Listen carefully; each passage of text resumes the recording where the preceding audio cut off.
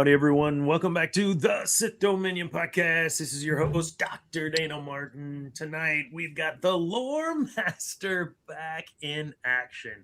Look at this. Why do you have a settings icon next to your... Because I'm cool. What is He's that? a mod. Because you've got like a... Is that what that means? No, it probably means because I'm using a virtual cam? Virtual camera, probably. Cool. What's up, Snacks? I mean, Eris, how are you tonight? Look at that. Don't use me. I got Cinnamon Toast Crunch and I'm happy. Cinnamon Toast Crunch. Mm-hmm. I don't know about that. It's yummy cereal. It's better dried than with milk. What's your go-to cereal that's a sweet cereal? Crave. Crave? Is that the chocolate-filled graham? No chocolate inside. It's so good. Zane? I only eat two different types of cereal. Honey Bunches of Oats. That's sugar eats got honey, and what's that? Golden Crisps, Honey Smackers. That whatever that. Oh yes. The corn puff one, the super golden crisp. With the frog on the bag. Don't the frog or like Yeah. Honey Badger. Yeah, those are the only ones I eat. So I love to take Cocoa Puffs and Lucky Charms and mix them. That's my go-to. Now, the problem is I think someone spied on me and got that because they make chocolate Lucky Charms now. But honestly, my go-to is the Cocoa Pebbles. But you got to eat them fast. Because if you don't eat them in like 32 seconds, that 33rd second, it's mush and it's terrible. No, you need to get the Real generic ones. brand chocolate marshmallow mateys because they come in bigger bags and it tastes the exact same as the chocolate Lucky Charms. Count Chocula, man. That's how you go. That's how we get Yes. that. Real But ones. it's only they don't sell it all the time now. So The caramel apple one, the new one's actually really good. So, what? Don't So say they it again. came out- Don't They, say no, they it. came out with a new one, and it is supposed to be "quote unquote" caramel apple flavored. Which the kids and I had it. It doesn't taste like caramel apples. It tastes like Apple Jacks. That's what it tastes like. Cinnamon.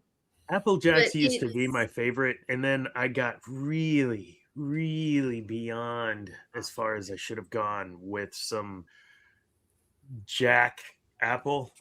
No, Crown Apple. Oh. It was Crown Apple. And Crown my Apple. cousin, I won't say her name, she knows who she is.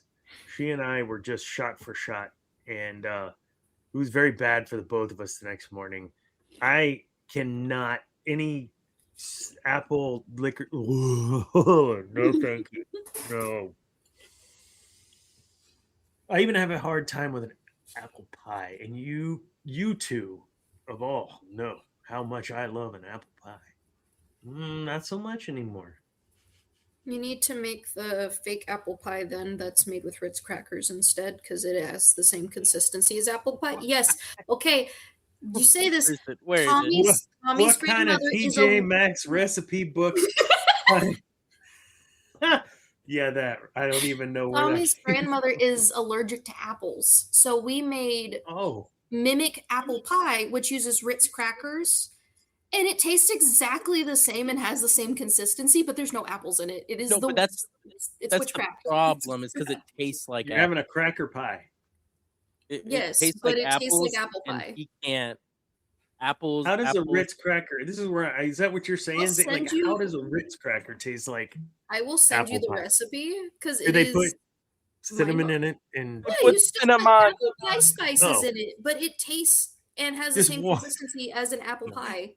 just It's water? Just crackers Ritz in it. Water crackers. and Ritz crackers.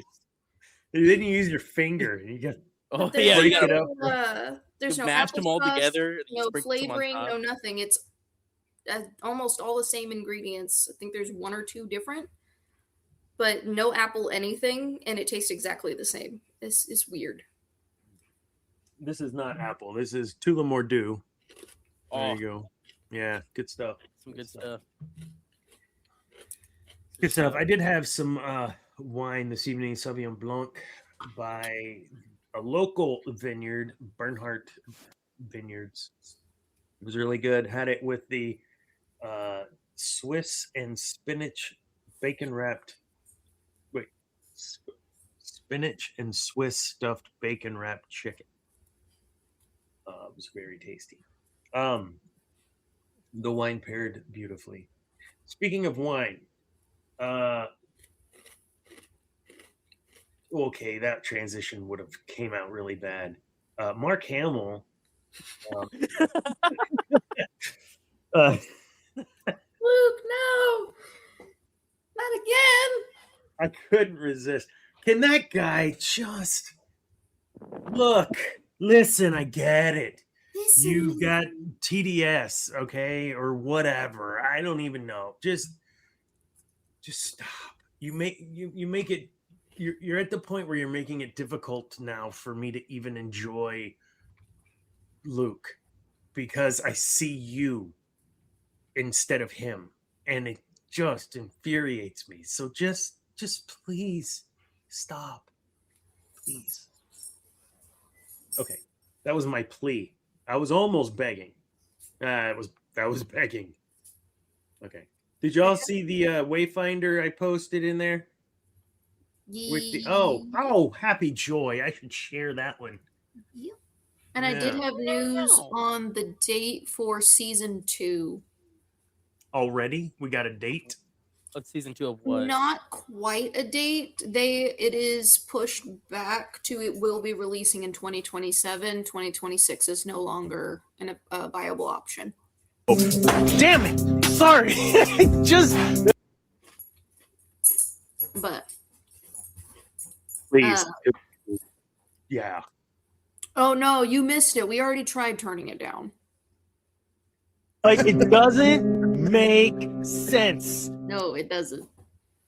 Because we tried turning it down. If Zane tries to turn it down, he turns himself down, and we can't hear it. As many stages as he's played on, we're asking him to turn something down that he wants loud.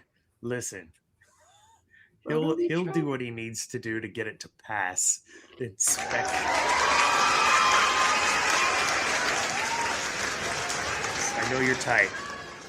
Every last one of us. Every last one. You don't have a switch. Is that better? Yeah. Switch wasn't connected to anything.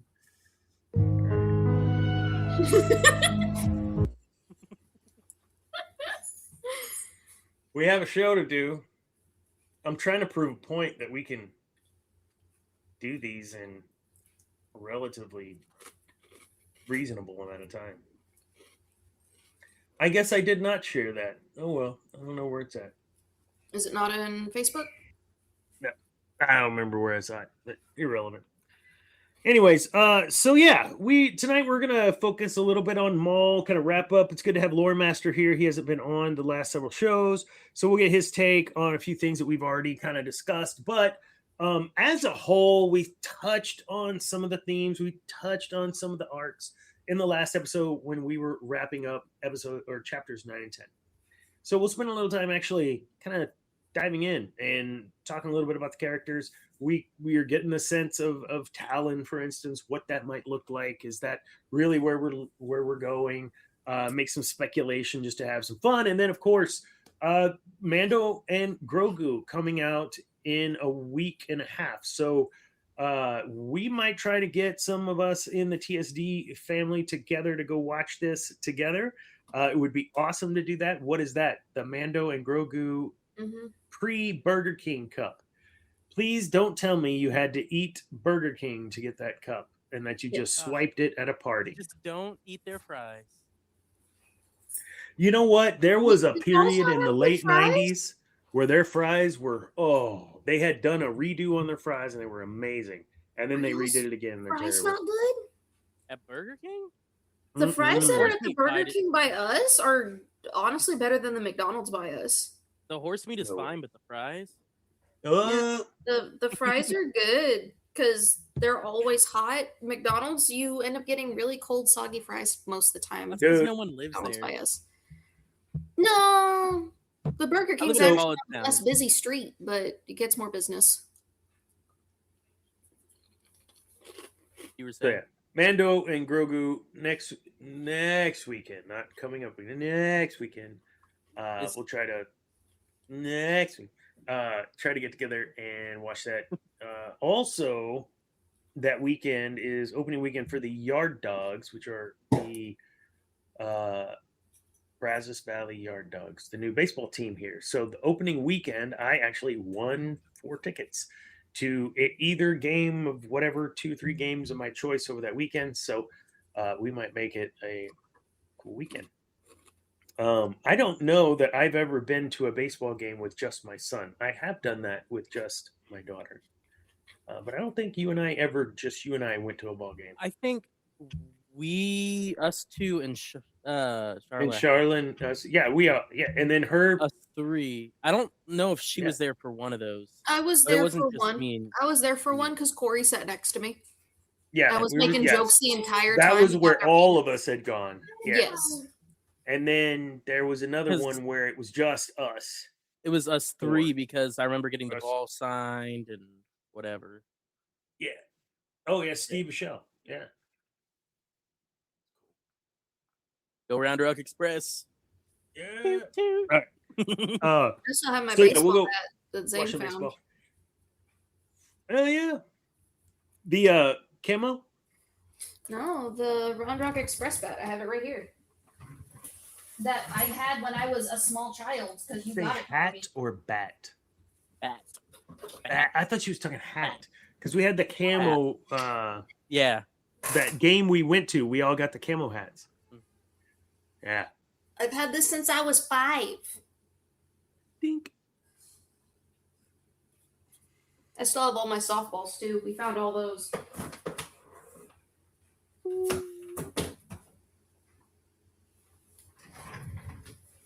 The softballs are now all in a candy dish because I don't know what to do with them. Yummy. Jawbreaker. It's a big candy dish. Yes, it is. It's like this big. Well, we call those salad bowls, but I mean, if you have me, that sounds better to have a candy dish that size. Yeah, I'm down. Yeah, we'll do Mando and Grogu in a couple weeks. So all of that also. Yes, I cannot. I was saying that last night too, wasn't I? Mad at it. It was terrible. I couldn't get it out. Yeah, we'll figure all that out. We are probably not having a show next week. I know I said that last week, but for real, unless you guys want to do one on your own, I need to take some time off. So not having a show next week, which is fine because we'll wrap up Maul tonight. We'll talk about what to expect from our end on Mando and Grogu and give everyone time to see the movie, and then we'll come back Tuesday with spoilers after the movie. So we should do like a non-spoiler section and then a spoiler section. Like first hour, no spoilers. Second hour, all spoilers.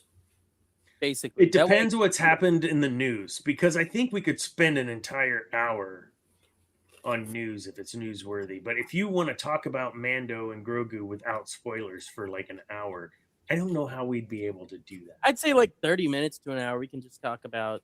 And anyways, we'll figure it out. But yes, that will be our topic on that return show, of course. What else? I think that's it.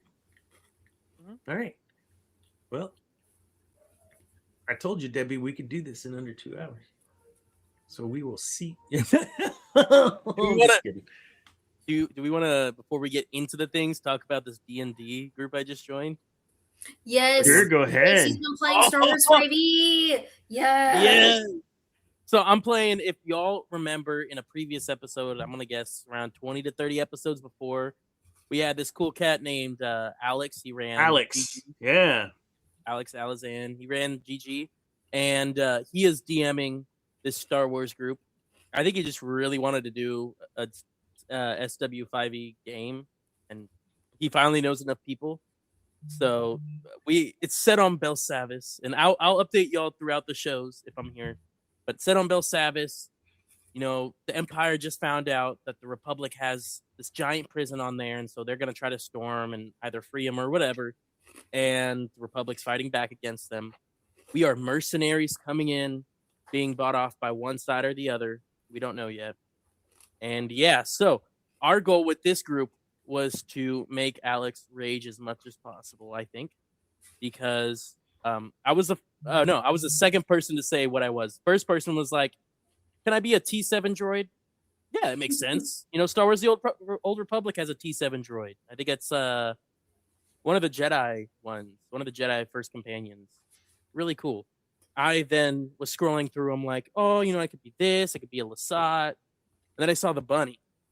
I do not remember the species of the bunny, but I saw a bunny rabbit, and I chose a bunny rabbit. So basically, this entire party consists of a T7 droid, which is about 3 foot tall, 3'2" ish, a bunny who's 2'11", a Jawa who is a little taller than the droid, a lemur, same size as the Jawa roughly, and then a Kaminoan who's like over 6 foot. Yeah, I have a Big question experience. about this rabbit. Yes. Was there a holy hand grenade involved at any point? More like was fathered by Reepicheep from Narnia. Even though the rabbit is mostly like stealth stuff, I chose fighter, and I'm a bladesmith. Except for I'm small, which means I can't.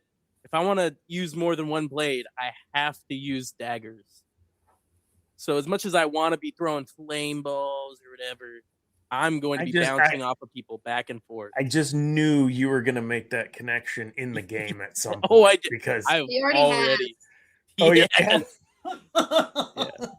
No, the best part is that he's so cool, our DM. He's setting different rules for each of us, like unique rules, which were agreed upon. And mine is that anyone over 6 foot, if they attack me, I have advantage on whatever check. So that's amazing. If they are 5'7" to 6 foot, then it's a normal. If it's 5'6" and below, I roll a d20. If it's a 10 or higher, normal. If it's below a 10, it's a crit. So we're adding short logic now to hitboxes. Yeah. It's great. I've already told him and his buddies need to be 3 short people in a trench coat and have the Kaminoan say, "This is my son," and try to escort them through. There's 4 of us. Oh, that's right. We talked about this. We said droid, Jawa, you, and then the lemur one is the head. This is my son, and then trying to escort. Oh my gosh. We're gonna get rowdy. There'll be no meeting Vecna in that sort of trench coat. That's funny. I don't think they had this in mind when they were creating D&D way back, but I'm glad totally it has. They totally did. Why else would they have it as an option? No, back then. I'm saying back then, like when in the 70s and 80s, like this was not on the horizon, and it was very much Ewok pilots. No, it was very new. I was gonna be an Ewok. That was my other option. It created so much creativity around storytelling and stuff for a bunch of nerdy people, dorky people that got made fun of a lot. Anyways, gave them one more thing to get made fun of, but really gave a creative outlet to some folks. Thank you. Yes, exactly. Creative outlet to folks that otherwise didn't have it. They weren't maybe a band geek or a jock or a whatever. They had no place to kind of fit in and had no cadre or no people. So who do you gravitate to? I had one of those last night actually at yeah. Oh, now you're having 2. Anyways, no, that's 1. Yeah, I think D&D has really grown into something that is more accessible for a lot of people. Is my point. You have D&D in the Marvel universe, any universe you want. You have. Hey, you go on Reddit. The amount of homebrew rules that people. Yeah. I ran a Supernatural campaign with Dean and Sam and Bobby, and that was with Tommy's family. That was so much fun, and they broke every rule. but it was too fun to not let them. Like, you know what? I'm gonna put all this snow in this bag of holding. You know what I'm gonna do? Avalanche right here in the middle of the forest in summer. Nothing I could do to stop that. That was a nat 20. Us stealing a droid. That I don't know was why. never a Every character to time, have. okay, so in college there was this dude. I'm not gonna say his name just because in recent times he's reconnected and he may see the show. But so he's gonna know who he is. But anyways, he would always come up when it was like, I don't know, 4:15, coming back to the dorm, and he'd like open up the door and go, natty time, buddy. What? Natty time, buddy. I don't natty time, buddy, right? But it was just some dumb 20-year-old just it was irritating. Okay. So every time y'all say roll a nat 20, roll a nat 20, baby. Like I can't get that shit out of my head. And it's in my head very vividly, but I can't articulate how douchey it is. Like I just so gross. Just it's natty time. Natty time, man. I told Zane about this. I just rolled a nat 20, baby. Y'all weren't supposed to be able to take that droid with you when we ran the campaign. Well, why did you let us then? Y'all rolled so well. How was I supposed to go, you know what? You were very convincing. No. Like that, it breaks the flow of everything. And so y'all were having so much fun convincing this droid to commit treason that it's like, hey, I mean, y'all rolled an 18 serious question and a as a 19. DM. How do I just argue? I can't argue with this. And then I rolled a 1 in my persuasion check. I'm like, yeah, nope, I can't argue this at all.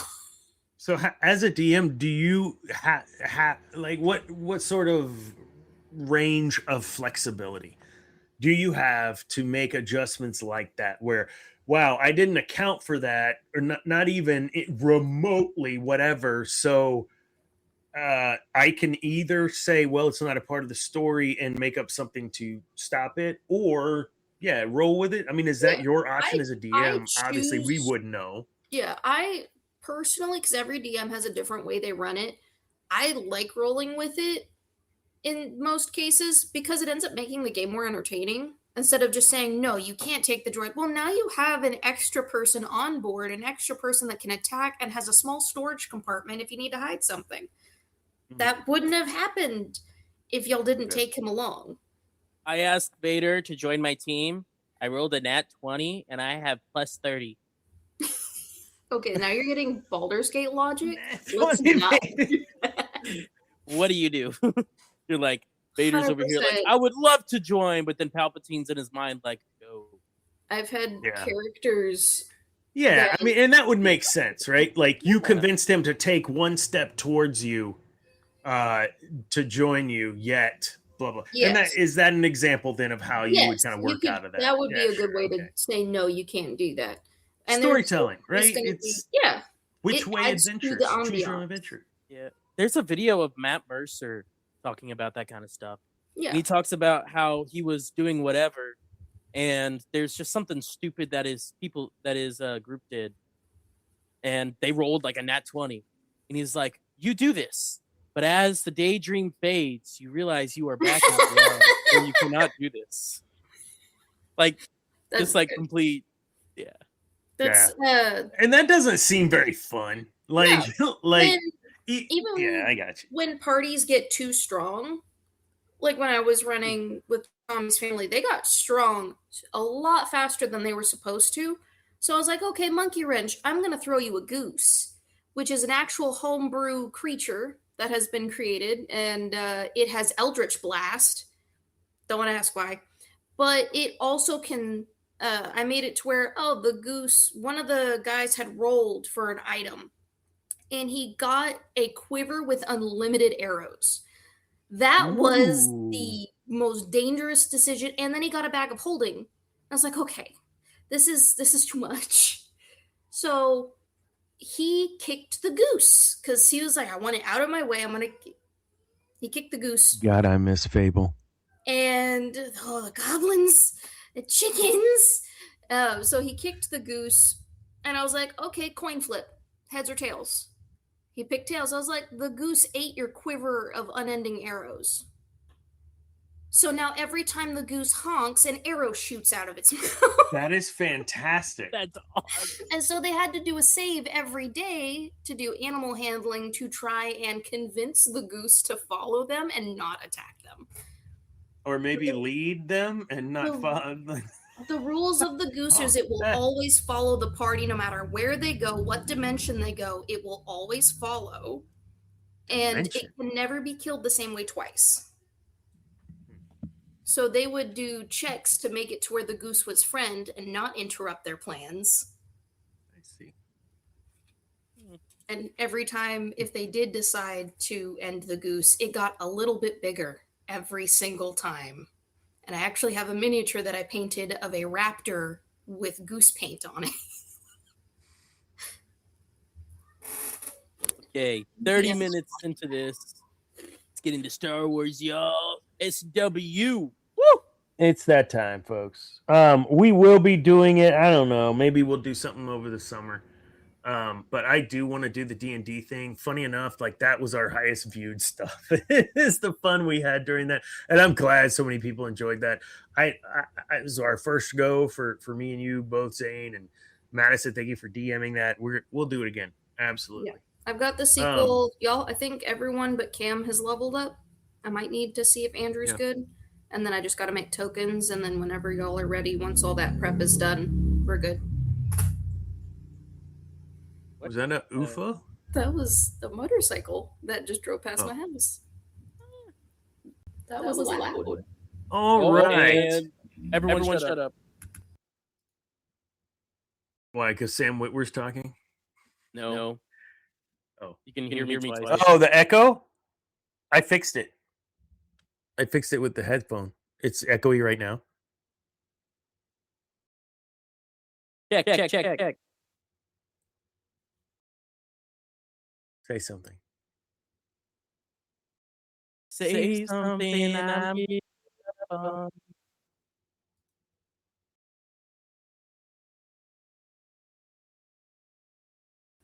Just play it.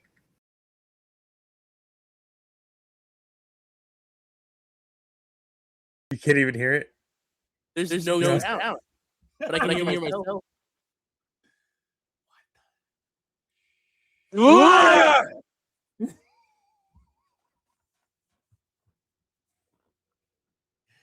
Oh man. Jeez, stop. Pete's sake. Stop hearing. Oh my god. What is wrong with this thing? Why does it always do The this? Facebook video was muted. That's why we couldn't hear it. I saw the It was mute muted? button at the top of the video. That's why we Oh, couldn't okay. hear it. Go to it. There it is. Go to it, unmute, and then we will unmute. We will mute. Okay. You play it. Guys, just ignore the last part. Okay. Okay, now we're back. Yeah, we're No. just kick the hornet's nest. You just had to kick the hornet's nest.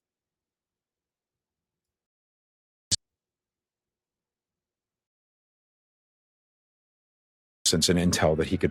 He's already done all of the reconnaissance and intel that he could possibly need to know exactly how to take this guy apart. He has Inquisitors reporting back. You can imagine they've recorded all of those fights. Vader's like, okay, Right. I get it. One of the first things Vader does, boom, right to the legs. Right. He knows Yeah. exactly what he's doing. A fair fight, but it is a rich fight. Vader's superior striking ability, the fact that he's so strong and has figured out how to use those limbs to enhance the strength rather than detract the strength, because Maul's strength comes from the agility. Yeah. Vader's has his brute force, and you bruiser. imagine that his hardware is also designed for brute force. Maul can't compete with that when their blades meet. He's not ready for that. He doesn't have that striking power. There's also the matter of Vader sees things before they happen. Vader does not have to move as fast for his blade to be exactly where it needs to be at the right time. He's just like, yep, and it's there, and it's there. Now I go here, now there. Force push you, do this. He's a machine. He's also totally prepared for the fight. He's already done all of the reconnaissance.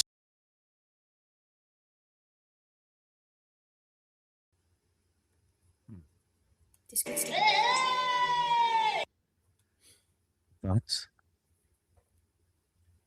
I gotta show that video to Tommy because he was like, "There's no reason. There's no reason." I was like, "He aimed for the legs." What, do you Yes. think Maul could beat Vader? He was upset because he thought that Maul would have a better chance than what was shown, and it's like, dude took out the hip, just like the Inquisitors did. The hip is Obi-Wan gone. Kenobi killed Qui-Gon, got defeated. Or no, Obi-Wan Kenobi killed Maul. Sorry, I'm like thinking of the fight. And The Kenobi ultimate betrayal. killed Maul, right? He was almost dead, Darth Daddy Kenobi. right? And then Anakin has almost killed Kenobi so many times. Kenobi didn't have a scratch on him after the Maul fight. Ergo, in what world would Maul ever get close to Anakin? Especially now that he's using the dark side. They always aim for the legs. And that's all I kept saying. It was like they aim for the hips and the legs because it's not The going to hips don't cauterize lie. anything. It's going to be constant malfunctions that you could still move if you got hit in the leg with a lightsaber and it's just flesh because it'll cauterize almost instantly.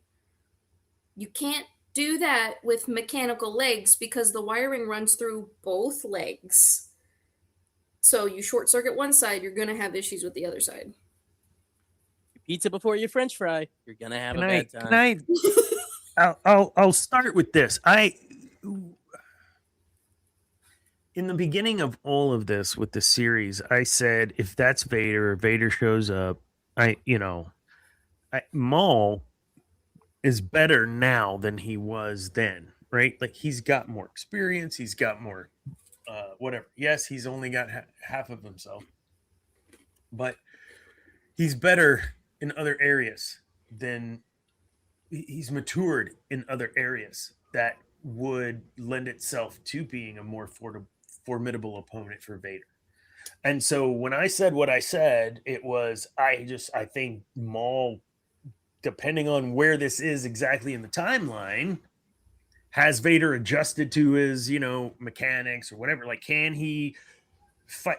I thought Maul would be pretty damn formidable. What we found, I think, though, was what we weren't expecting, and that Sam puts it very eloquently, articulates what we saw happen without Vader saying a thing and just asserting dominance. So I want to talk about that. Did you feel, either of you, like, oh, if this happens, I'm not sure how it's going to go. What were your thoughts on that? And then with what we saw, okay, yeah, that makes sense, or doesn't?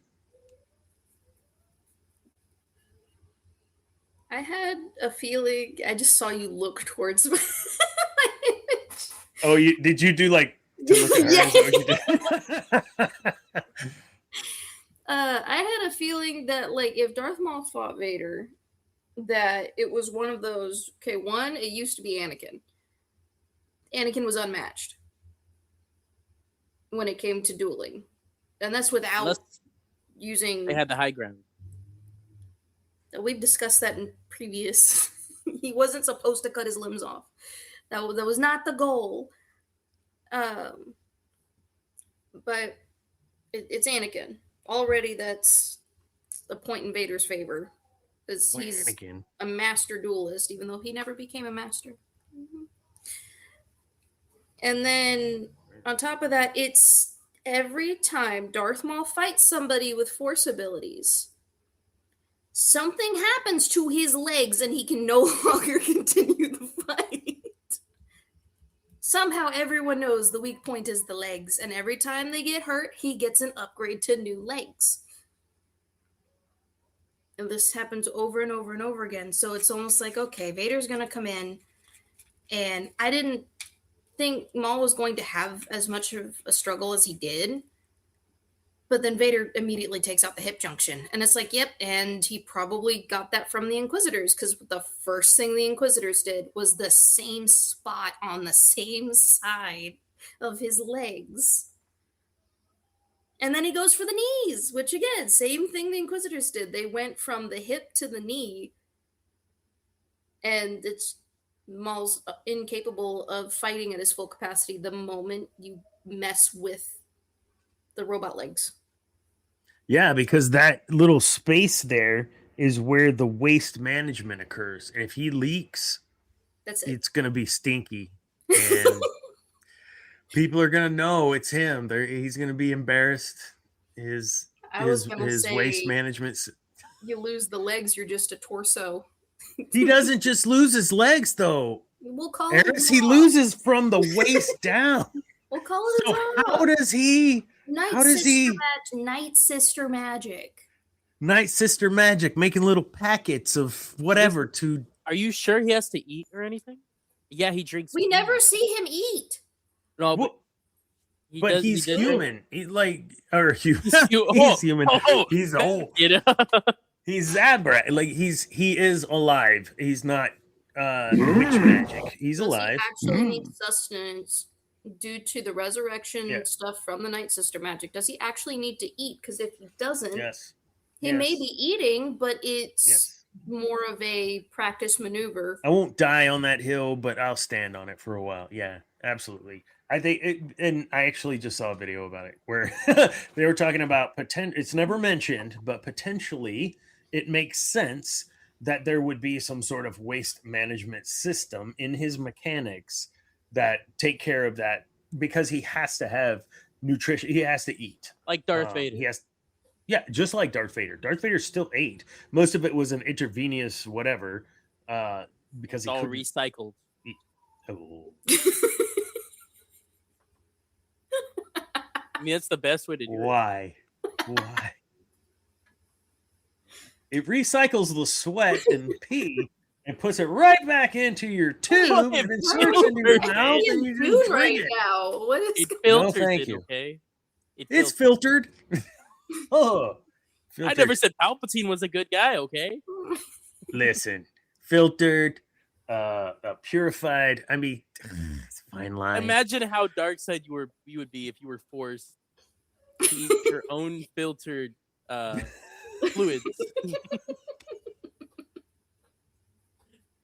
You'd be mad. Okay, I can say that this was an avenue that Doctor Strange never even imagined he'd be going down. Oh my god. Okay, hold up. We're getting off the rails. Debbie! Okay. Okay. Okay. You started it. This is That's all I getting got out to of say. hand. Is that All right. So Zane, what about you? Yeah. Did you were you like, okay, cool, this is gonna happen, and I'm here for it, but Maul should win? Or like, kind of, what was your feeling there? And then with what we got, how did you feel? Yeah, I mean, my whole feeling leading up to that fight, knowing that Darth Vader was going to show up at some point, was Yeah, because by the there's- time you saw there's- it, right? there's no way. Oh, I didn't see any spoilers, but I mean, it was kind of obvious. Yeah. But I mean, there's no way he was gonna win, regardless if his legs worked or not. It's Darth Vader. There's a reason why he is such the big bad at that time. You know, he was just hunting down Jedi left and right. I think there are definitely a lot of Jedi that Vader killed that Maul might have had some trouble with.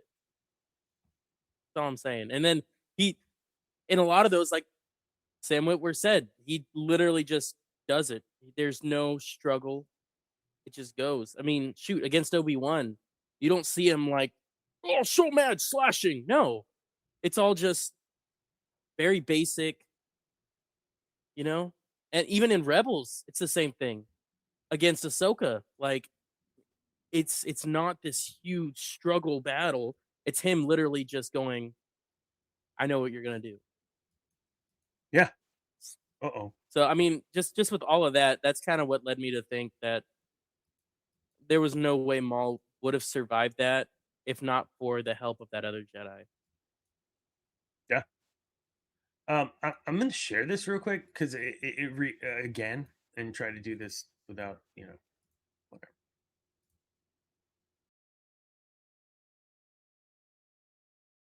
And I'm going to pause it at a moment here.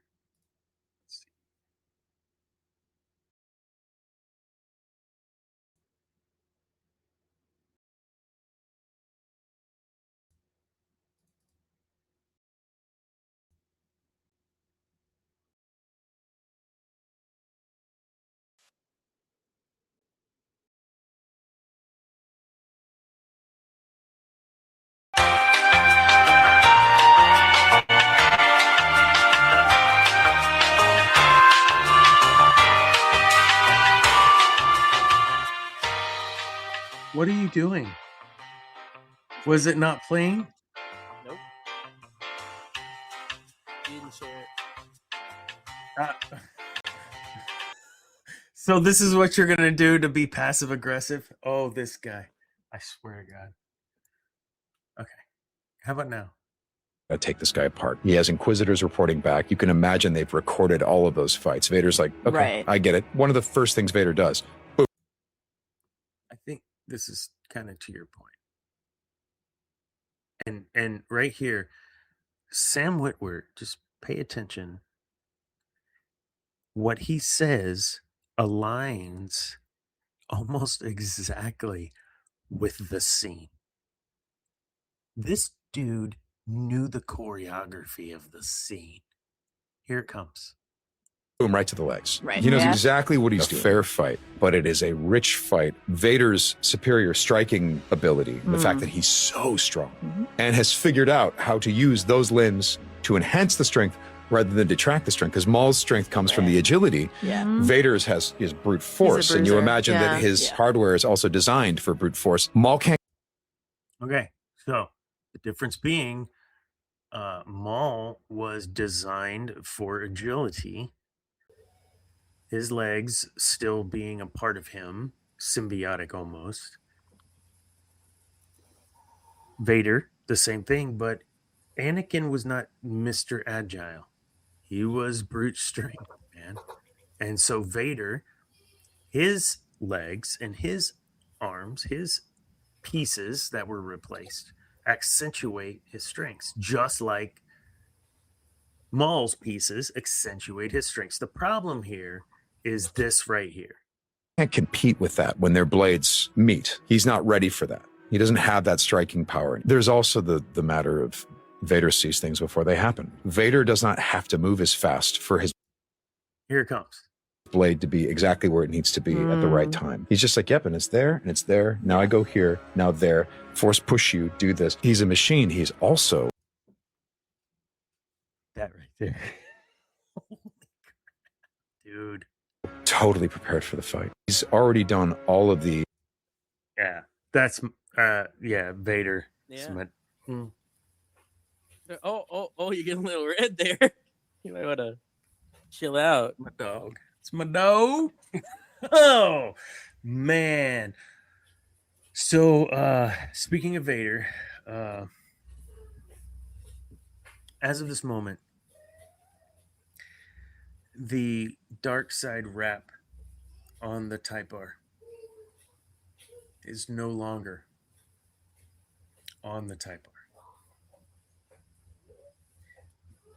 The dark side car is no longer. I don't have anything. No one's crying.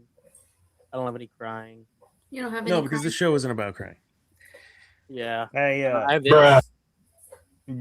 had the wrap I- removed. Aww. I know. There we go. That's supposed We'd to had go. that thing wrapped since within the first year that we've had it. It was on there for like 7 years. It's been there since like 2020, 2021. 2020, I got it on 2020. Yeah. 6 years. Yeah. So yanked it off. Put a couple little pieces here and there to cover some things. Good to go. Yeah, that's right. So Vader. I can't So believe that's- concerning what? No, nothing. Keep going. Inserting what? What did you say? Nothing. Nothing.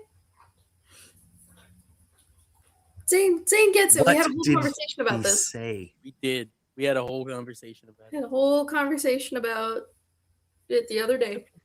Okay. Don't worry about Don't worry it. about it. What? Your kids have inside jokes. Just let it happen. Don't Okay. be a weirdo like Greedo. Go and continue the conversation. I swear, I don't even. Okay, so that was Vader.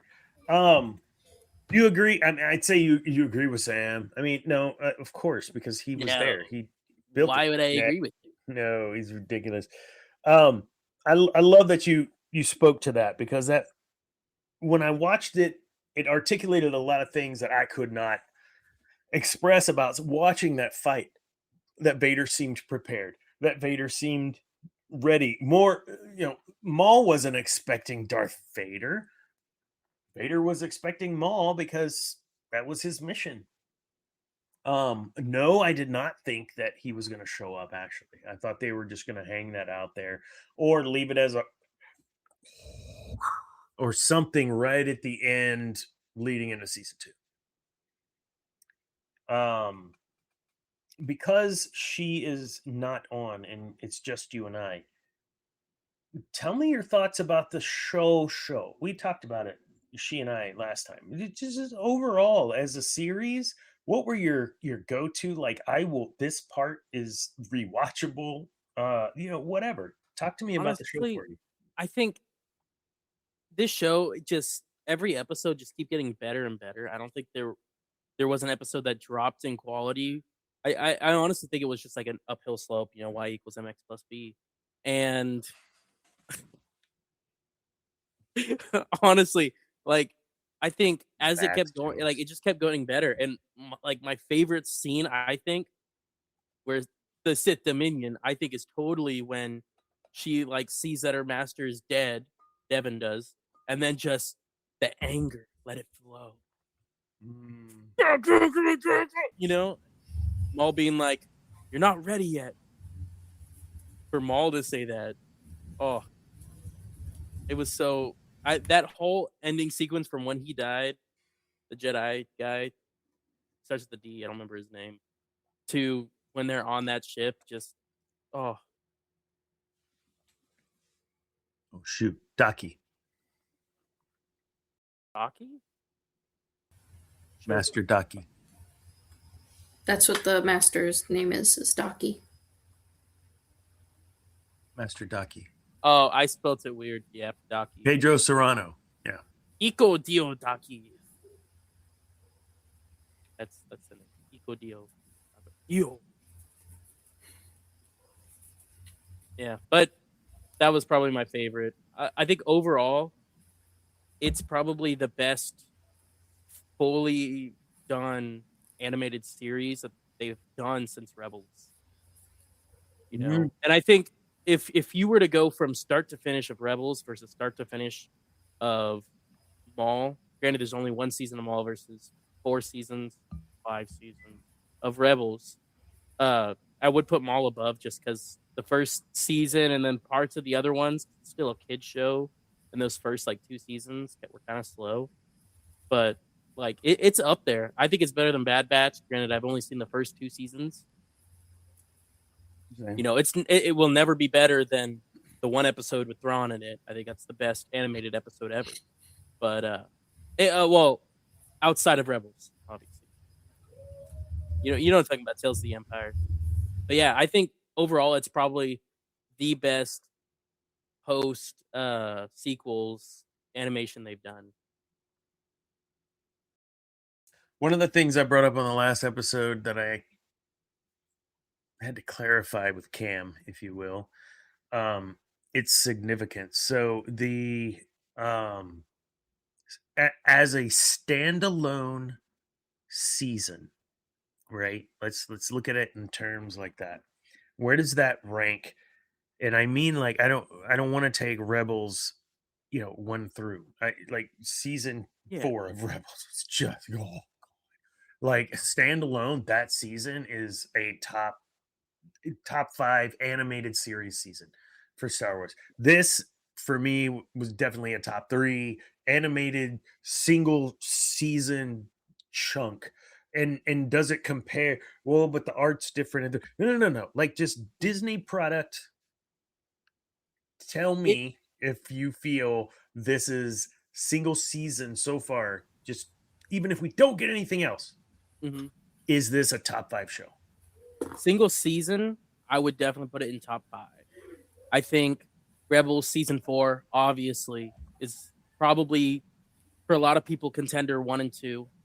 The other one being season 7 of Clone Wars. I think that's everyone's. Yeah. I would obviously put season 3 of Rebels at number 3.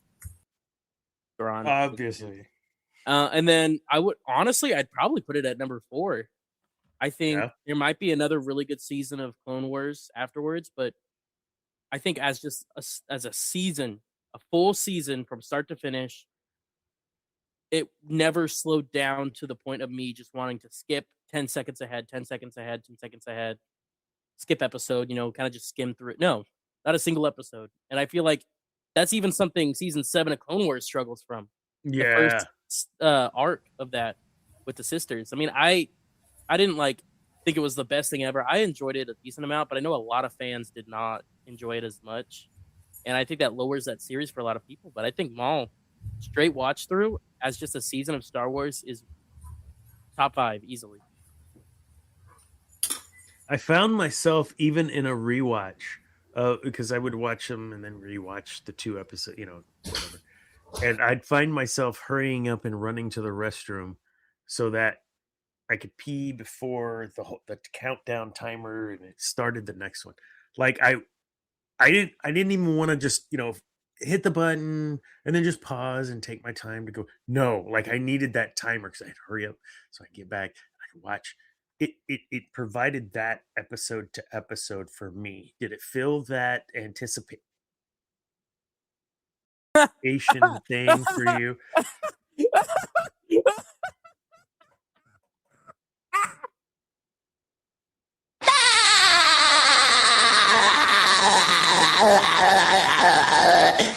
Anyways, continue.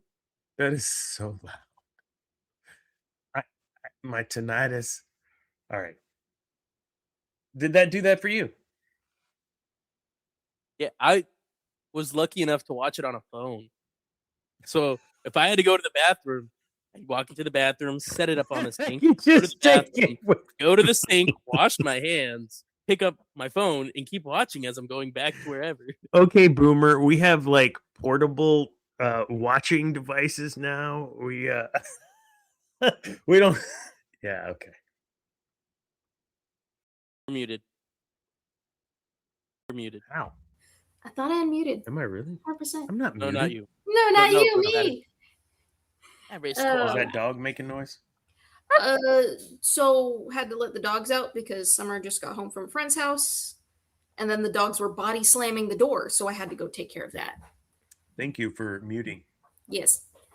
Did that anticipation, did that fill that gap for you that you needed? Oh gosh, hurry up, next one.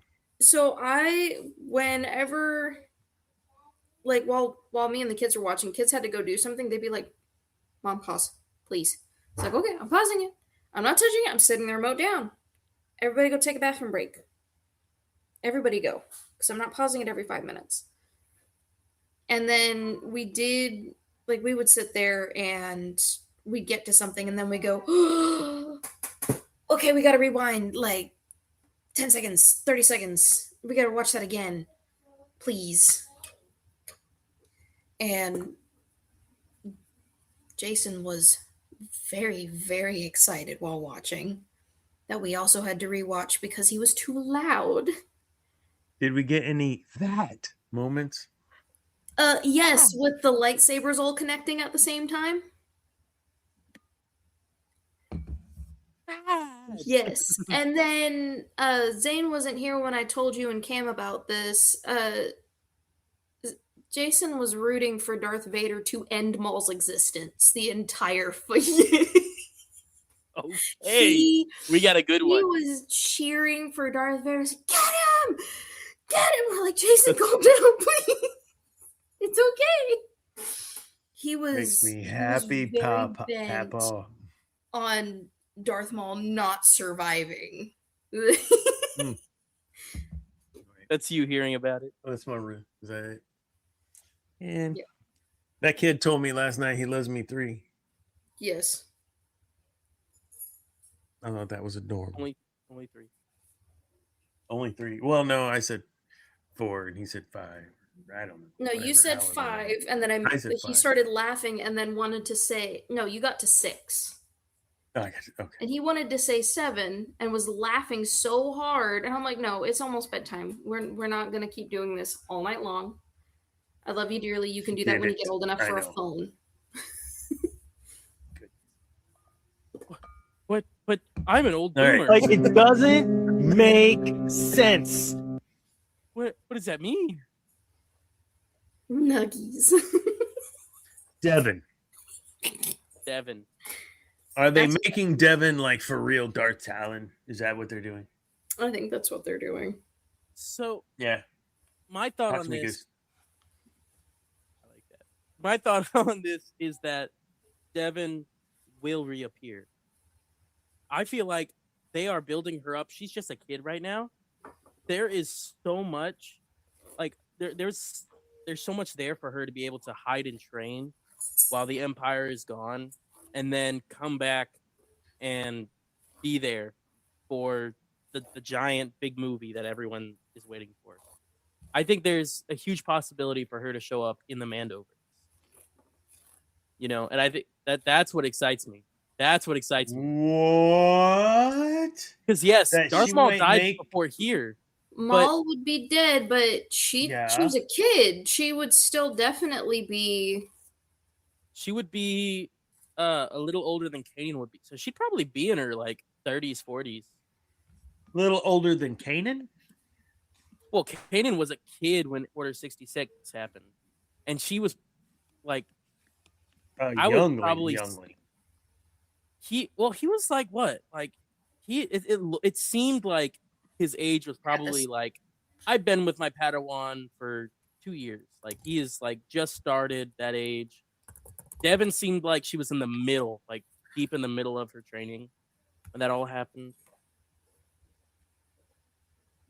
This is actually really important because if you have just a glimpse of Darth Talon and they start that path with her, and then of course whatever, changing it around.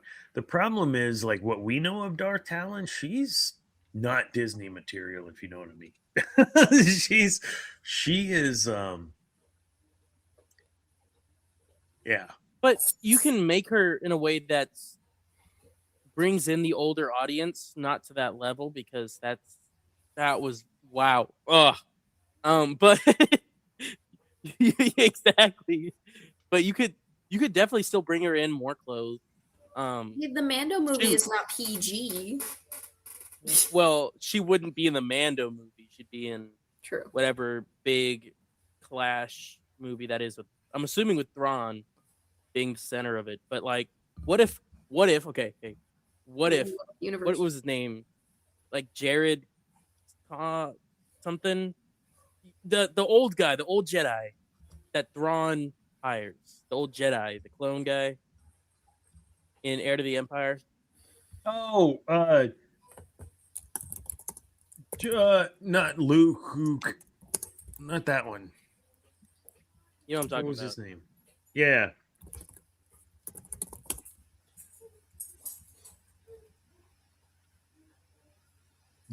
Joris. Joris, not Joris. Yeah. Yes. Joris. So like, think about it. Now they're building up this Sith almost. This used to be Jedi. Palpatine is gone. The Inquisitors are gone. Who's to say that she isn't another Sith for hire? I know Balin was. Can I ask a question that pertains to what you're saying? Yeah. The rumor of Disney getting rid of the sequels. But if there's credence to that, and what you're saying, there's maybe something behind that. Well, then maybe we do get something that replaces the sequels. Maybe they don't, but maybe it takes place before the sequels. Yeah, I don't know. that's you know what I'm saying? thinking. Well, the talk with the World Between Worlds is all the leaks came from a room, from a random person. So Lord knows it's probably just someone being like, I want this to happen, so I'm going to post it on X and be. But I totally think they can fit Talon into the Mandoverse. She would be in her late 30s, mid 40s, but I think that's still very viable, especially with the actor of Balin Skull, like the original actor gone. that might have changed some plans, just in confidence and ability, maybe, or maybe they Wait, so stepped back Ahsoka's and- in the Mandoverse, or is Mando in the Ahsokaverse? It's definitely the Mandoverse. It started with the Mandalorian, and Ahsoka came after, but still had the same characters and showed up in multiple different shows, including Mandalorian and Boba Fett. I think there's more to that question than just semantics. Is why I'm asking, because dependent upon what that verse is to producers, that's what we're gonna get.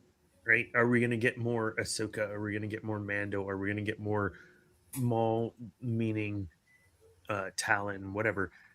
I think we have to kind of look at what is the verse, and I don't think we can agree on. I can't agree that it's one or the other, quite frankly, because they do intertwine, and they intertwine even because of what they've done today. It pulls in Ahsoka from Rebels or Ahsoka from the Clone Wars, and so you have all this kind of interweaving that's gonna So we call it already occurred.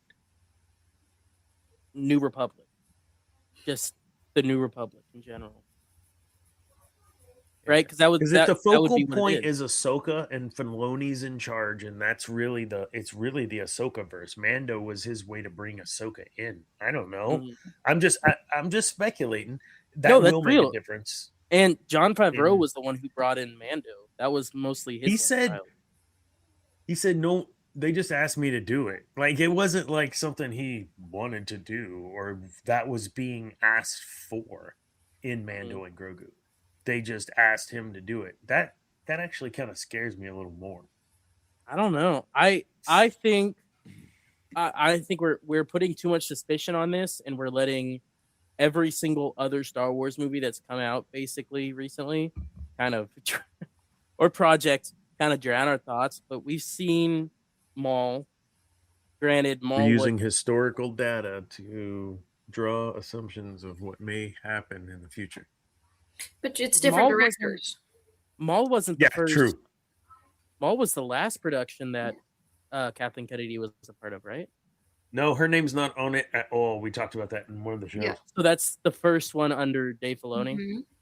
And that's why if you look at just since the director change, this is I say director change since she's left. Creative director, yeah. Direction change. Change. Well, he is the creative director now. You've got Dave Filoni on this. The first thing we see from Filoni without Kennedy on it is amazing. It's so well thought out. You've got even Sam is so excited about this baby.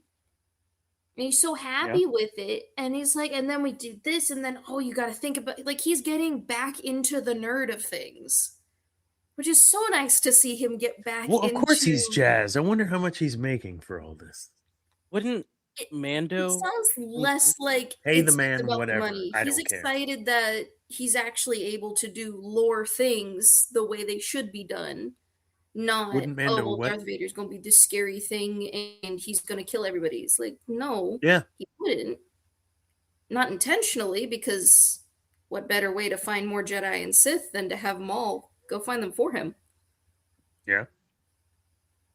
Is Kathleen Kennedy a part of the Mando and Grogu movie? Because they would have been filming a year ago. I don't know. I'm trying to search that up, but so I've got hopes for the new stuff, mostly because the common denominator between all the movies and shows that were kind of like, we're not sure about this. There were specific names that carried over, and it wasn't just Kennedy. There were other names that carried over every single time. But then you've removed some of those names, and now it's amazing. So it gives me a little bit of hope that we're going to get back where we should be. I don't even Favreau's the sole Filoni, but I don't see any of Kathleen Kennedy. Kennedy is a regular producer. Kathleen Kennedy is a Is she on the producer. producer? Kathleen Kennedy, Ian Bryce, John Favreau are all producers.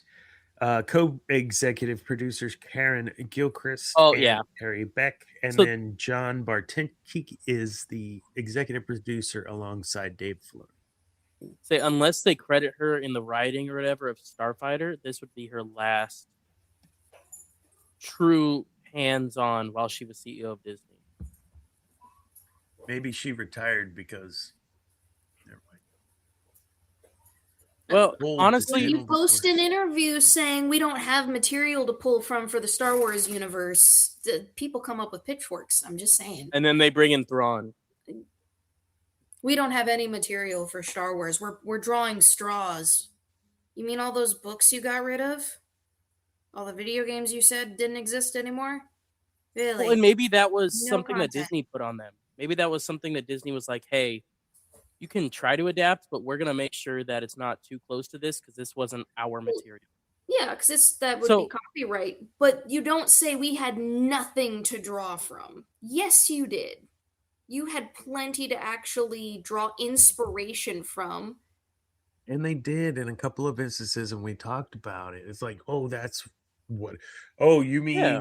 this Dark character Empire. from the book? Because it's basically that character. Yeah. Don't just Palpatine's a clone, outright Dark say we Empire. didn't draw inspiration from anything because there was nothing to draw inspiration from. No, don't say that. You're gonna make everyone mad, and they were. So Horrible the choice. line they asked if you didn't know, I didn't know. I'm sure others out in the audience did. That Oscar Isaacs had said that the Palpatine line, somehow Palpatine returned, was a reshoot, and it was like just a quick nothing throwaway, just do this real quick. Like it wasn't even. That's what they went with. Like that's embarrassing. Just say like that's what you went with. It makes Hey. Anakin obsolete and it's dumb and it was a Thank bad you, decision. J.J. Abrams for that. That was amazing. He was the director on that one, right? Or at least one of them. I don't know. He I, did. refuse, I I thought it was still haven't 7 to 9. watched the very last one of the sequels. I refuse to watch it. Oh, watch it. Watch it. So I won't watch it because I guarantee you it will make me so mad I'm gonna just turn my TV off. Wait, which one? The last Or one of Rise the of sequels. Watch it. I honestly think I that watched people the first one and crap was on it way disappointed because too I much. watched it in high school, and then watched The Last Jedi and was like, why is Luke reverting? I'm already getting mad about this. And then somebody spoiled the final movie for me, and I went, I'm not even gonna watch it. I'm Honestly, beyond upset. Rise of Skywalker was the best in original content. I think it had an idea taken from Legends, but it did the most with original content in a way that wasn't The Last Jedi and bad. It was kind of mid-par. I think a lot of people just carried their hate over from The Last Jedi and The Force Awakens over to it. Even Cam said when he rewatched it, it wasn't the worst one out of the Yeah. three. And That's- I No. think it's definitely worth a watch, at least once. Yeah. The Last Tommy- Jedi is. Tommy has said that when he's watched all three, because he watched it and I just walked out of the room and I wouldn't watch it with him because I couldn't.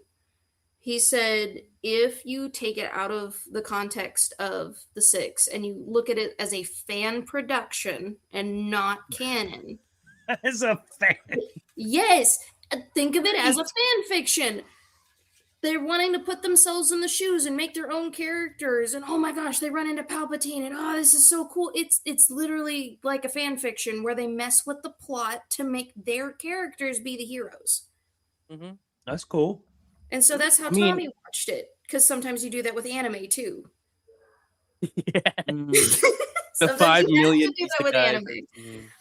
But I couldn't get past it because it's like, oh my god, I grew up watching the prequels and I've got the sequels and it's awesome and it's my nice chunk, and then we had Rogue One which fit so snugly in between them, and then we got Force Awakens and I'm like, oh, this is making me nervous.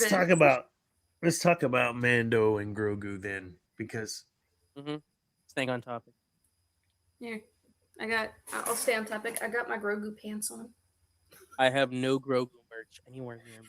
You have none. despise that I little got my creature. No. pants. Why would I have? This is the closest I have to any Grogu merch right next to me. Okay. And it's a okay, I got Thrawn you. figure. It's a I will Thrawn Lego. crochet you Nope, his little nope, I bassinet will with his throw head it away. sticking out to put. I will throw it away. Oh shoot! I do have something. One moment. Sorry, send me Thrawn sitting in his chair, and I'll try to crochet him sitting in his chair or something. Oh wait, now we gotta. No, wait, just send me a picture.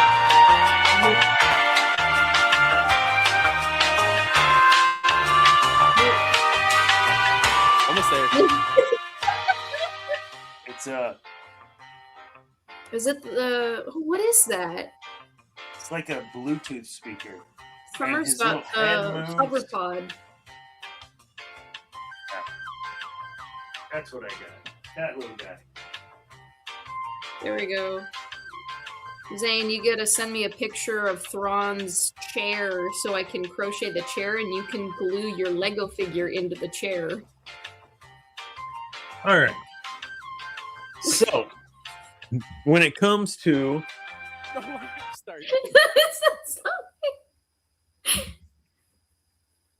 Anyways, without speculating and being all weird, I'm not wanting to do that with Mando and Grogu. I mean, what are you expecting? We kind of know where the story's been. We know kind of what's out there. We've seen the trailers.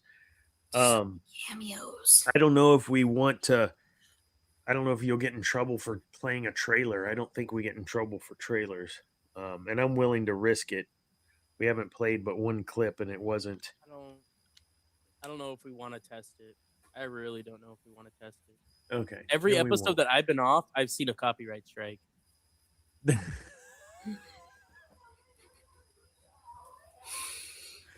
You're not wrong. That's a change, though, isn't it? We tried it with Let's be real.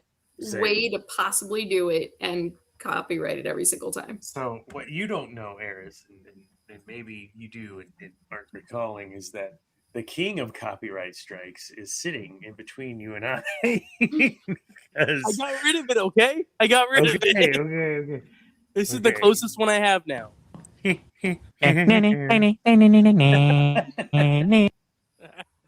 was the disco Star Wars. Yeah, that disco Star Wars man. Is something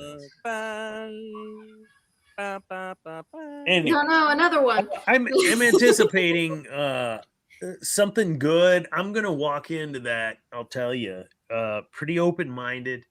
I liked it. Jin Jaren. I think they kind of made him a little soft when he didn't need to be. I think he should have stayed a little harder as a quote unquote Mandalorian. But you've got to be kidding me. So that's kind of where I stand with that character. I thought they weakened him in the last season a little bit. That's just my opinion. But we'll talk about all of that after the movie, and I'm looking forward to it. I think it'll be fun. We get some. I want to see Stinky. What's his name? Up. What's his name? Baz, not Baz. Baz. The dude that was running with the Phoenix Squadron. Zeb, not Why Baz. did you You say like his reverse? backwards? Baz. His dispenser man. I don't know. Zeb. Baz. Basil Stilton at your service. Like, Basil. What is this guy doing? We are No, off that's the real. rails, That's real. man. That's real. I'm excited. Zeb. for- I'm excited about Zeb. Yeah, go ahead. I want to see Stinky. Who's Stinky? Robert the Hey. Hutt. Oh, We get to see him all Stinky. growing up as an arena fighter. Excuse me? I want to see a Hutt with dual blades go after someone. That we don't get to see Hutts in combat. I want to see the Yeah, but giant they brought- slug man attack someone. They brought a character back from the second worst Star Wars movie ever. Yes, it's a bad Star Wars movie. However, the fact that we get to see his son grown up, it's like, oh, that's nice. I always wondered what happened to him because you I didn't. never I see never him. wondered what happened to him. I hoped he was on the end of a hook and caught a big ass shark. There was I nothing was curious about because that thing. Thank you. other Thank you. characters in the Clone Wars movie, other characters made appearances in the Clone Wars series and the Rebel series, but not the whole plot line for why they were doing this. So I was like, okay, what happens to him? We get everybody else. Where is he? We even got more Jabba the Hutt in Clone Wars and Rebel, but we don't get Because he's irrelevant. his son. Well, now he's Nobody not. Now we need to cares. find out what happened to him, and apparently he been getting swole. Anyways, Oh, I see the baby. no, I honestly, I'm excited. I'm gonna be going into the theater like I went in for Rise of Skywalker. I came in just wanting to enjoy a movie. You know, it was like the cherry on top that it was Star Wars. I just wanted to enjoy a movie, and if I can enjoy the movie without thinking of it as Star Wars, just as a movie, I think I will leave that theater just successfully enjoyed. Just happy, content. I won't be feeling over ecstatic. You know, granted, if it is a good Star Wars movie, that'll be amazing. But I'm not walking into there thinking that, and I think that's okay. I think that's okay. For what it's worth, I think that's okay. You know, I'm excited to see Zeb in live action, especially since Baz? he was Yeah. supposed to be a part of that Star Pilot show with Cara Dune and that Asian guy from that one Korean show as the as the fighter pilot. You know what show I'm talking about? He's like an No. older Korean gentleman, and he has his wife and their kid, and they all call him Appa. If you know, you know. But I'm excited for that. I'm No. excited for one thing specifically. There's gonna be more of them. Why didn't one of Those your things. D&D players pick one of those things? I don't know if that might be too recent. No, it's in there. I guess we just didn't scroll on the bottom far enough. I will find it and I will send you their stats just so you It's have too them. late. It's too late. No, I'm just saying so you have them. You don't have to use them. Oh, they fly now! They fly now! They fly now! They fly now. They fly Here's now. the thing. I do not believe I'll walk out of that theater being like, ugh, like I don't think that'll happen. I don't relate to this Grogu. We went on it on a tangent. Well, okay, Dana went on a soapbox about this whole Star Wars has defaulted into teacher student. You And- killed Han Solo in the stupidest way, man. Yeah, you did. And this trope of teacher student is just it's a part of Star Wars, but it's not everything. Stop it. You had Andor even with a hint of it with Clea and what's his name? Sacrifice. What's his name? Luthen. Shit. Luthen. Luthen. Damn, he's like my dog. Luthen and Clea, you had some student teacher a little bit, right? But that was palatable. It was a piece of the plot of the whole. This in Maul, we're leaning into this whole teacher student,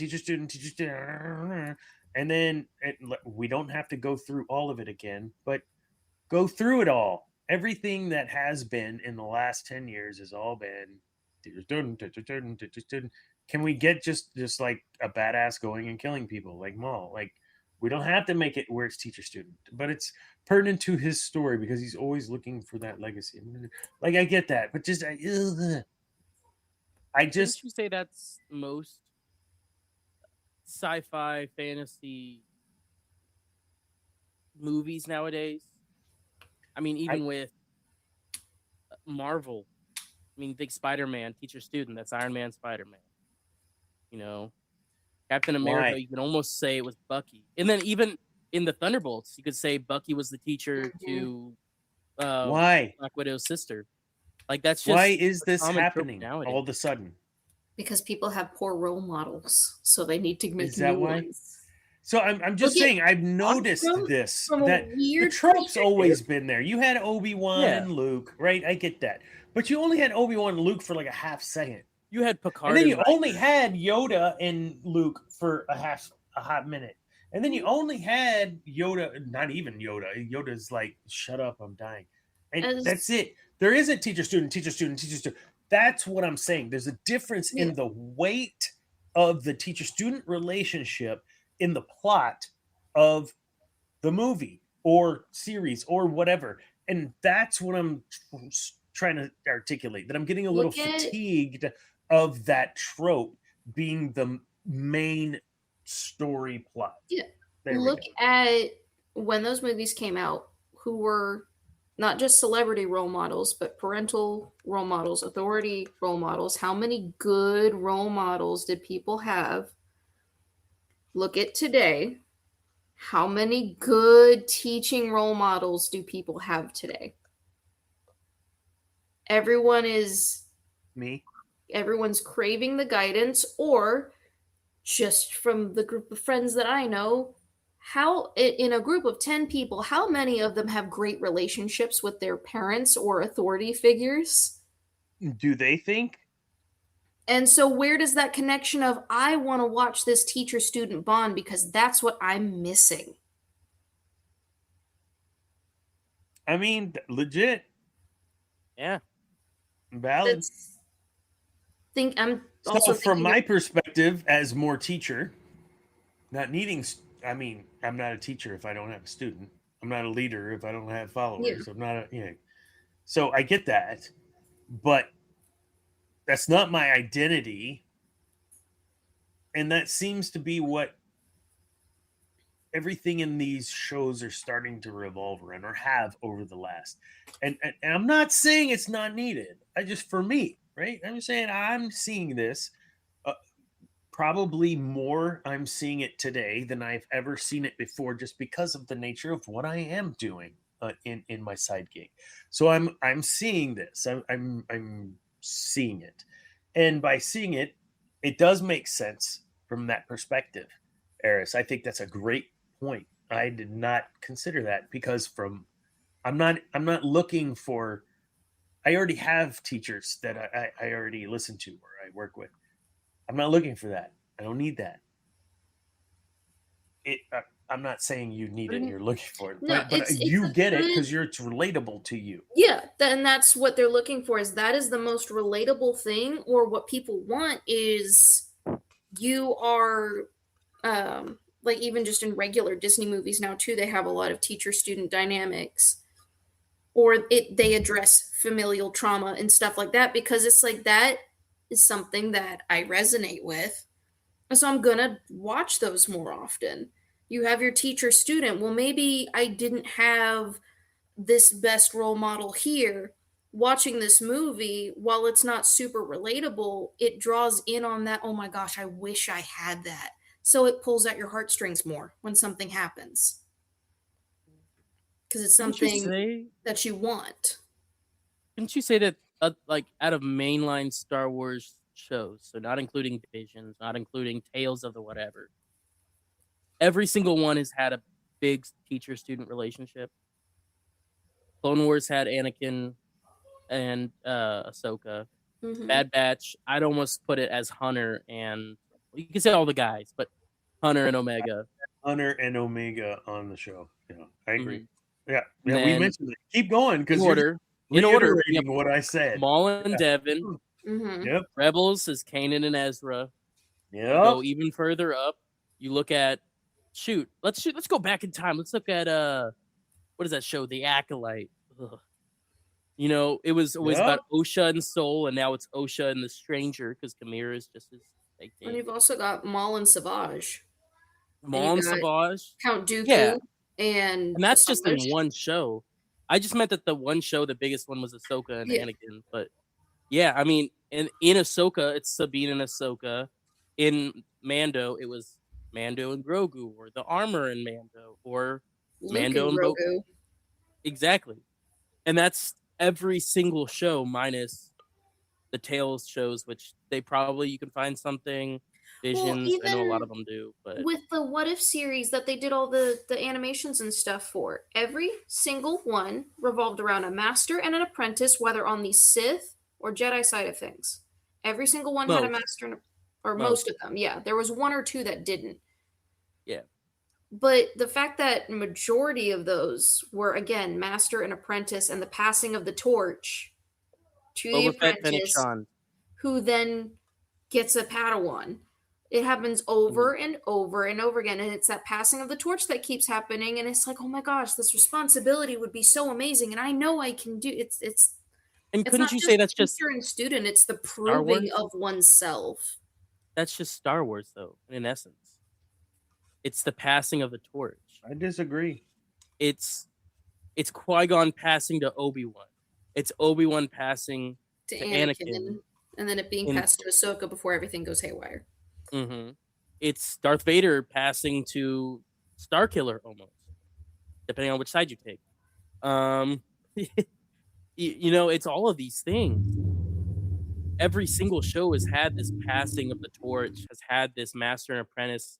Apprentice turns to the master, to another apprentice, and that's the essence of Star Wars. And I think maybe it's just because you're really diving into this leadership thing that you're really noticing this, and maybe not resonating with it as much as you thought because you're noticing it. But like taking a look at it, it seems like every single series and movie has had some sort of master apprentice relationship, regardless of anything. You know, shoot, Jin. You have Jin and Andor. I mean, really, they yes, they felt like good friends. Some would even call them lovers, even though Andor was dating Bix or whatever. Like, but it almost felt like she was still looking up to Andor, like, because he was been in the fight, and this is her first time big into the fight. Like, all this stuff. That is Star Wars, and I think it's great that you pointed that out, though. That every single, at least recently, you've noticed it a lot more, and maybe it's been more in the face, and that's the big one, is that relationship has been more in the face. Yeah. But that's Star Wars. That's Because like Star in Wars. New Hope, you still had Ben and Luke. Ben was training Luke. And then it's going to sound weird, but almost Han Solo and Luke, where Han Solo's looking out for him more, and Luke's just a farm boy. Who's teaching Luke how to do a lot of this stuff on these long ship, how to repair certain things, how to work certain controls on the ship? Luke's not going to suddenly know how to fly the Falcon. Well, I mean, he is the second best Yes, pilot. he's from an incredible Tatooine. pilot, but a pilot still has to learn what all the buttons do. Yeah. So Han almost becomes a teacher, not in the most conventional sense, more like an older brother than anything. But that is still a teacher in a sense when you don't have your aunt and uncle because they don't exist anymore. Your thoughts? Now that we've just completely just trampled over everything you said. Not really, because if we had a producer, I'd say go back and run it back to what I said. Mhm. Because what I said, to be clear, In the last 10 years. is there's more to where it's the focal of the plot now. Yeah. The relationship and the teacher student and all of that with Obi-Wan and Luke was not the focal point of the movie. Yoda, not the focal point. It was just to Yoda help build and the Obi-Wan, relationship, not the focal which made their point. deaths more devastating. All it was meant to do was move the story, to be the catalyst, to help along To pass the torch. the hero of the story. We can't effing have a singular effing hero of a story anymore. We have to make it teacher student and struggle and being. That's what I'm getting at. It is different the relationship, teacher-student relationship that we see in the trilogy, the original trilogy, it is even different. The relationship was not the focal point of Obi-Wan and Anakin. It was not. And nor of Anakin and Qui-Gon for that matter. Was there an accent put on it? Yes, it had to be for the plot. It had to be this section, but that's it. Then it's he's my master, and then that's it. And then we have our moment here when we're separating for the final time in the 3. Then that's it. And there's tiny moments of teaching. That's it. None of this in the last 10 years, plus where we've had this over the relent. Who should I? Does it almost feel like the devil on my shoulder is Maul, and the angel on my shoulder is Daki, and we repeat that in every other series too. This is repeated tropes in Star Wars in the last 10 years that are, in my opinion, I'm getting tired of. That's what I'm saying. There's too much percentage of that in the plot. It detracts from a person taking up and doing for themselves and being the hero. Because yes, Luke Skywalker, for me, and Cam, I don't want to speak for you, but I'm going to say this. One of the things was, yes, he used his teacher, but he still failed. Even after getting the instruction, and it's through that failure that he becomes even greater than who he was before. Not the relationship and Maul is going to help me take my vengeance and all that. No, it's not that shit. It's not the main point of the story. The main point of the story was Luke trying to save his father. Not what we're getting in Maul. Not that I'm not enjoying Maul. Don't misunderstand. I'm just saying what we're having now in Maul, we've seen a greater percentage of, and it's like, come on, let's get back to, can we have a singular hero again?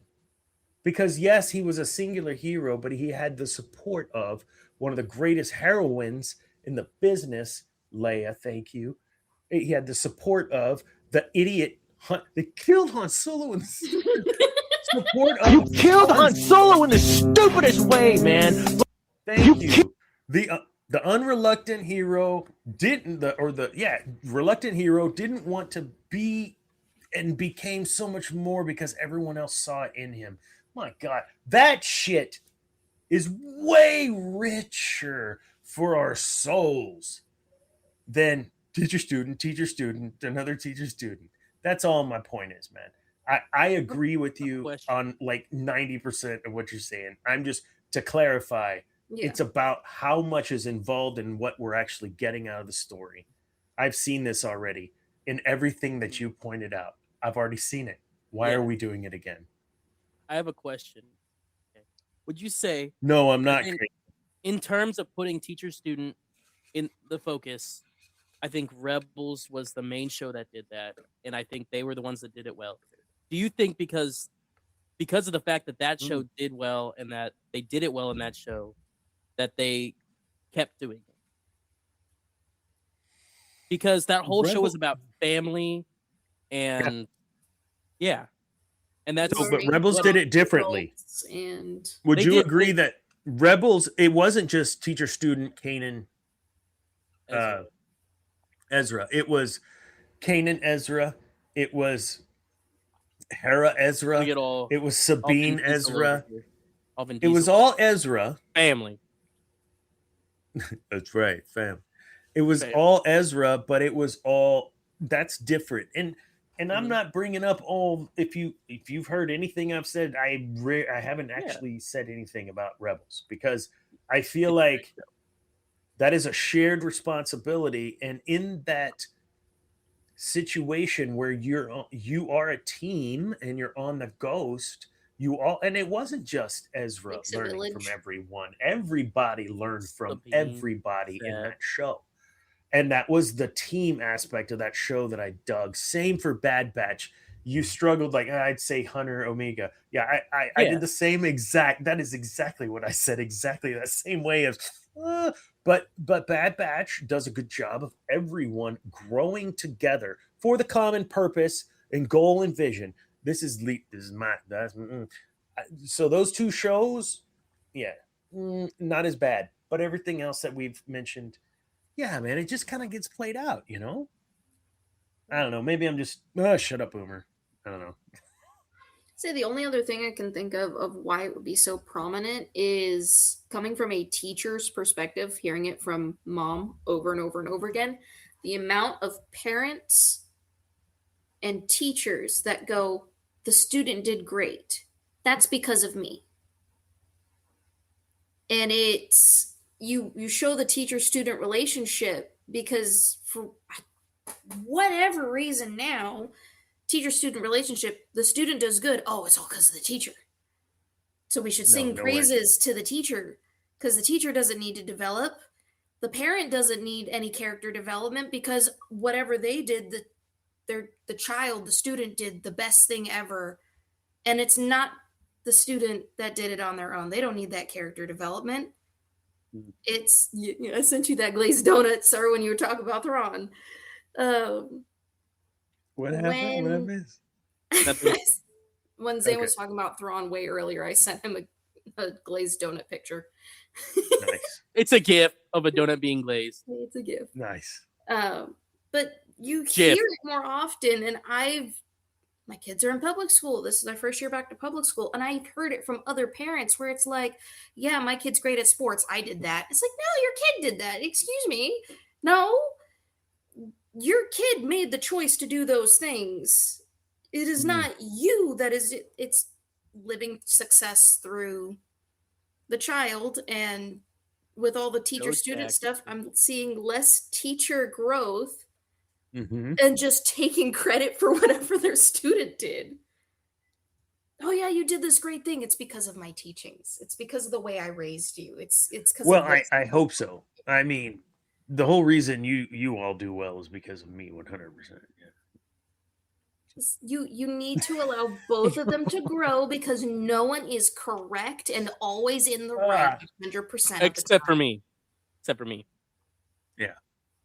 Yeah. So kind of squirming around back to Mando and Grogu. Yeah, I'm looking forward to it. We'll try to watch it together.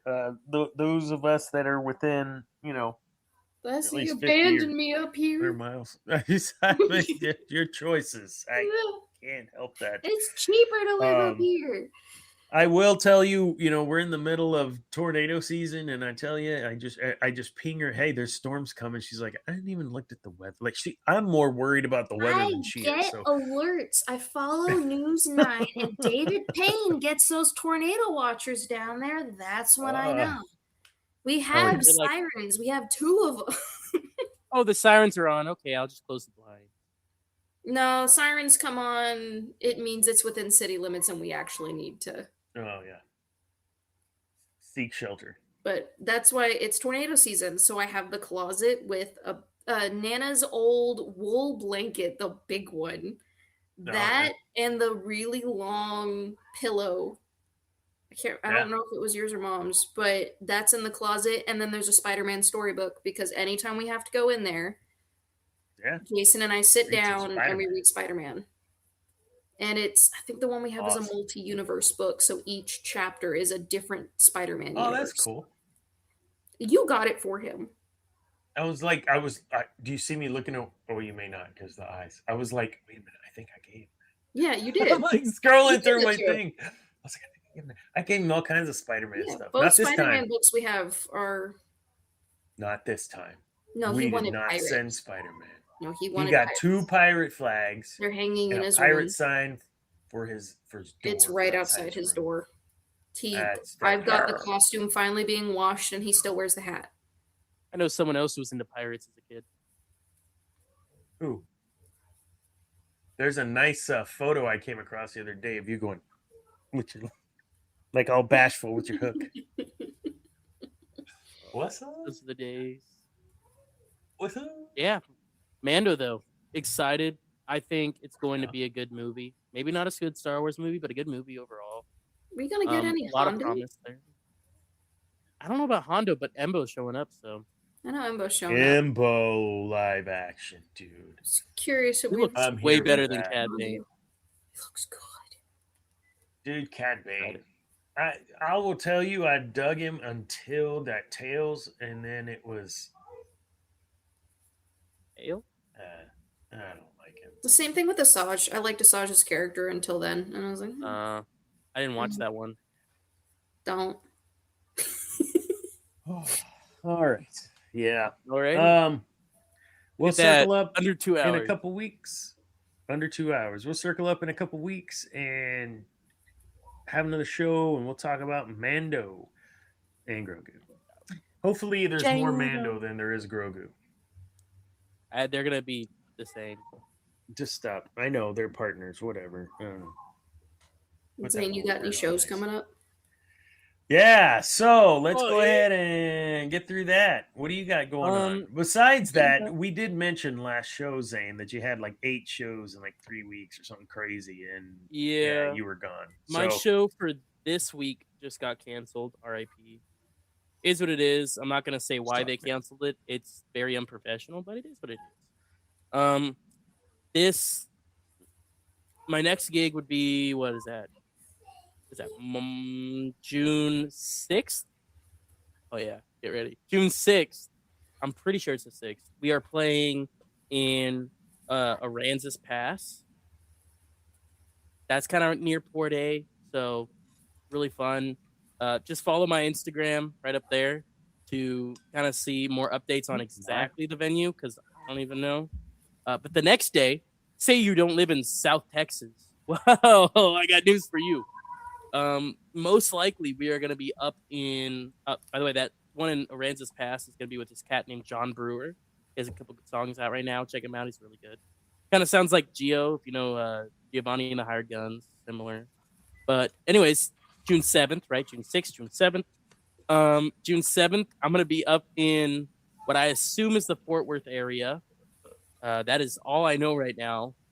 But I'm going to be playing for some Thomas Babiak. So again, go ahead.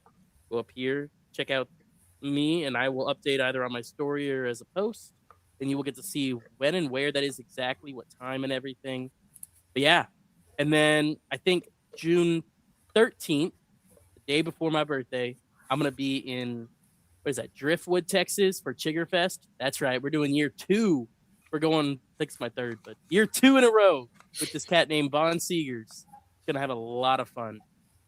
And then finally, just be on the lookout if you're looking for any gigs. I'm pretty sure we'll be in Central Texas area, but I think it's August 15th. I'm playing with this cat, John Brewer. I don't know exactly where it is, but I know it's on the 15th. So just keep that date open. Be on the lookout. What about you, Madison? Harris Corbin? I'm You, streaming stream? tomorrow. I've been working on, well, not on Twitch, technically still on stream. I'm working on the pants for a custom doll that is in the style of Coraline. Coraline.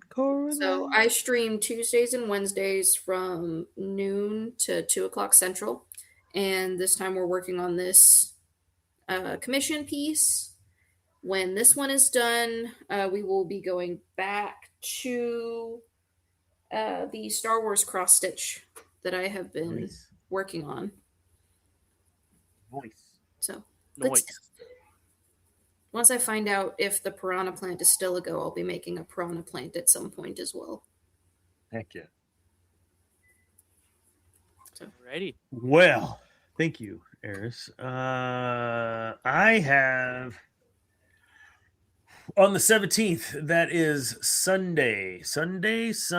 This Sunday, I will be at Aggie Park here in College Station, Texas, at Texas A&M with Zane Martin. That's me. I will be at the Aggie Fun Run, the Maroon and White Fun Run, not the Aggie Fun Run, the Maroon and White Fun Run. I have a vendor tent there. Zane will be manning the tent.